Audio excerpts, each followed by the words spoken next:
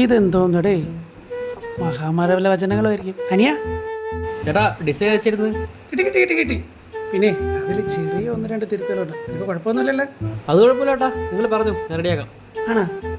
അതെ, പെണ്ണും പിള്ളേരെ കാശും കൂടെ ഇതിനകത്തുണ്ട്. അവളെ അഭിപ്രായം കൂടെ കേട്ടില്ലെങ്കിലേ എന്നെ കടയിൽ നിന്ന് വീട്ടിൽ നിന്ന് കൂടെ അടിച്ച് പുറത്താക്കും. അത് ശരിയല്ല ചേട്ടാ, നമുക്ക് സെറ്റാക്കാം. കടയിൽ നിന്ന് പിടിച്ച് പുറത്താക്കുമ്പോഴാണ്. അല്ലല്ല ഡിസൈൻ. പിന്നെ അവൾ പറയണതെന്ന് വെച്ച് കഴിഞ്ഞാൽ പുതിയ ടെക്നോളജി വെച്ച് ചെയ്യണമെന്നാണ് പറയണത്. ചേട്ടാ എ വെച്ച് ചെയ്തു തരും. എ ഉണ്ടാ? പിന്നെ എ ഉള്ള കടയാടാ. ഓ ഈ പൊളി എന്നടാ പൊളി. അതെടുക്കോ.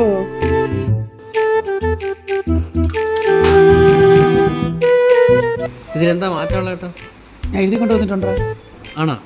ഓ, അവൾ എഴുതി വിട്ട്, അല്ലെങ്കിൽ ഞാൻ മറന്നോട്. വായിക്കട്ടാടാ. ആ എടാ ഒന്ന് ഇടിഞ്ഞ് ഇടിഞ്ഞ് ഓ ഇടിഞ്ഞ് നീ അടിഞ്ഞ് ഇതൊക്കെ നിങ്ങളുടെ ഡിസൈൻമാരുടെ കുഴപ്പം. നമ്മളൊരു സാധനം തുടങ്ങുമ്പോൾ ആദ്യം ഐശ്വര്യമായിട്ട് വയ്ക്കുന്നത് എന്തിനാണ്? ഒരു സ്ഥാപനം തുടങ്ങുമ്പോൾ എന്തിനാണ് വയ്ക്കുന്നത്? ഗണപതിയുടെ പടം ഇതൊക്കെ. ഈ പോർഷൻ ഇവിടെ ഒരു വിളക്ക് ഇടിഞ്ഞില്ല. വിളക്ക് വിളക്ക് മനസ്സിലായിട്ട് വയ്യടാ, ഞാനല്ലേ പറയണത്. അറിയാല് ഐശ്വര്യം ഇല്ലാതെ ഞാൻ ഒരു പരിപാടിയും ചെയ്യൂല. ഒരു വിളക്ക് എന്റെ തലയിൽ വെക്കണ്ട, ഇപ്പുറത്ത് വെച്ചാൽ ഇത് മതി. ഇത് മതി. എന്റെ തലയിൽ വെക്കണ്ട, ഇപ്പുറത്ത് ഇപ്പുറത്ത്. ചെറുതായിട്ട് വെച്ചാൽ മതി മതി. ഇനിയുണ്ട് ഇനിയുണ്ടേ.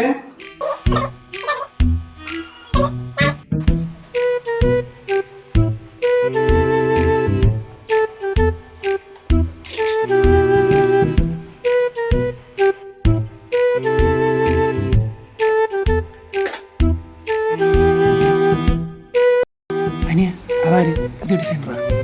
ഓ പുതിയ ഡിസൈൻ. എന്നാൽ ഇതിന്റെ പകുതി എടുത്ത് അവനെ കൊടുത്തു കഴിഞ്ഞാൽ പെട്ടെന്ന് തീരുവില്ലേ?